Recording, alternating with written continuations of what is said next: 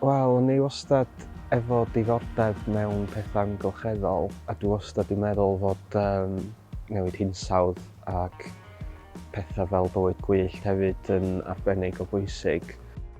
Nes i ddysgu loads o bethau, fatha nes i ddysgu am gymaint o grwpiau gwahanol yn neud gwahanol brosiectau yn yr ardal.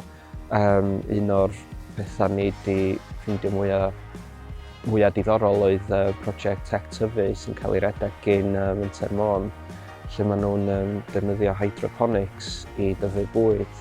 Dwi'n meddwl bod hynna'n briliant achos ar y funud da ni'n mewnforio tua hanner y bwyd da ni'n byta, achos da ni'n gallu tyfu mwy'n hunan. Mae hynna'n gret. Hefo y dref werdd nes i wneud gymaint o wahanol bethau, ond o'n i'n wneud rhywbeth gwahanol bob dydd. So, lot yn efo helpu plannu coed neu edrych ar ôl coed ifanc, ond hefyd pethau fel mynd i ddigwyddiadau fel beth nhw'n galw'r Big Butterfly Count. Efo Anturwain Fawr, da ni wedi bod yn gwneud prosiect ailgylchu coffi. So'r syniad oedd dod â gwastraff coffi sydd fel arall ella bod o'n mynd i'r tirlenwi.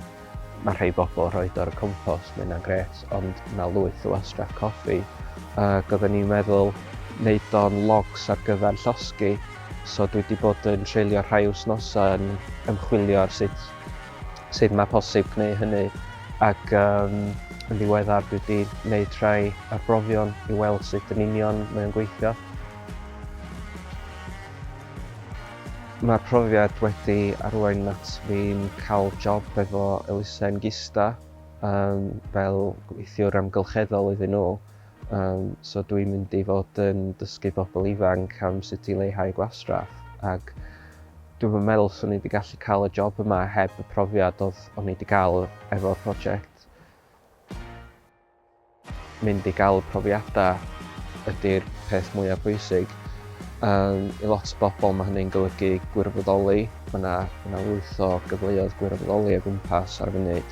Nes i weld yn ddiweddar mae'r dref werdd yn chwilio am wirfoddolwyr hefyd. So, wrth gwrs, pawb methu gwirfoddoli am beth bynnag resymau, so yn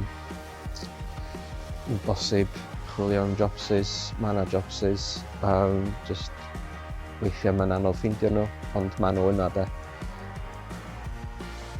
Diolch yn fawr i pawb nath gymryd rhan yn gwneud y prosiect yn llwyddiannus, ac swn i'n deud diolch mawr i Llwyddo'n Lleol ac Arloesi Gwynedd. Hefyd diolch i Jade a Bethan am gydlynu pethau. Diolch i Geraint ac Meinir am helpu allan wneud yr sesiynau hyfforddi. A diolch i'r bobl ifanc eraill oedd yn cymryd rhan yn efo, yn wneud yr prosiect yn hwyl ac yn werth i wneud.